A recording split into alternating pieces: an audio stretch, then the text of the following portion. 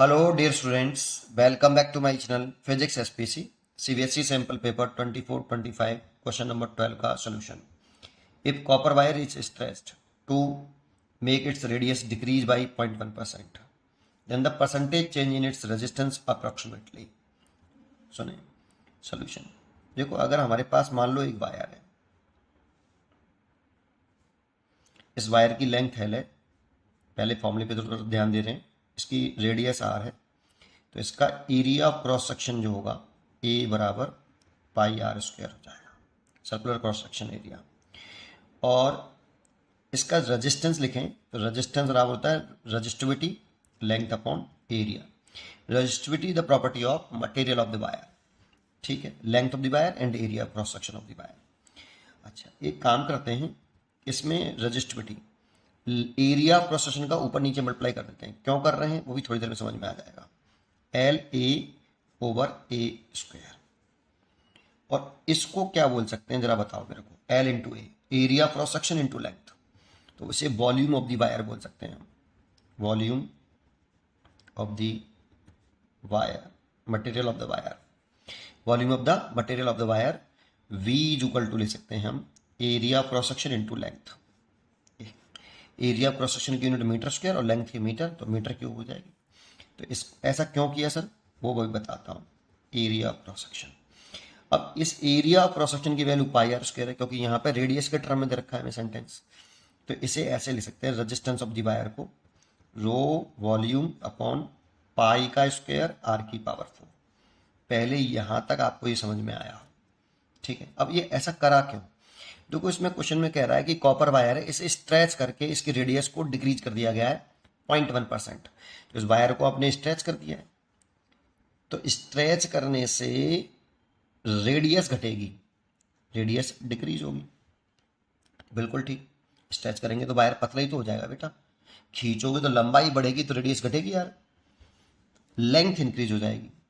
L length जो है आपकी इस वायर की वो इंक्रीज हो जाएगी। रेडियस घटने से एरिया प्रोसेशन भी घट जाएगा, but volume of the material of the wire is remain constant.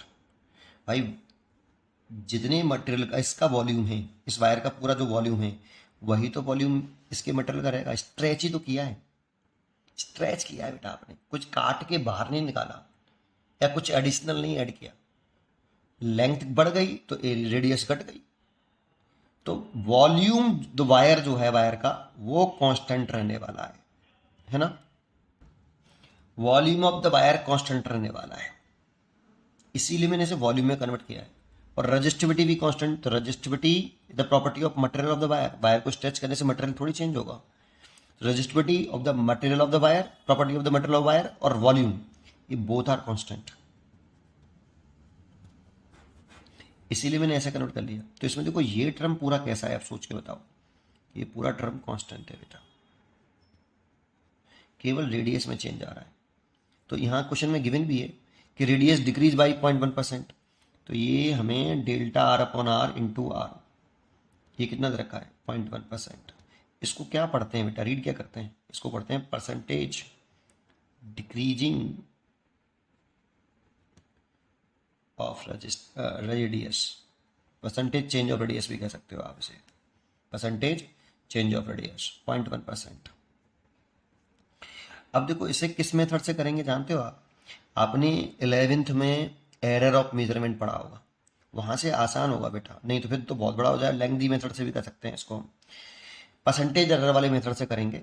तो आपने पढ़ा हो कि जब ऐसे लिखते थे डेल्टा आर, अगर इसमें मेरे को परसेंटेज चेंज इसमें निकालना है, इसमें आर में, तो ये तो यहाँ रेडियस क्या कर रहे हो, घटा रहे हो।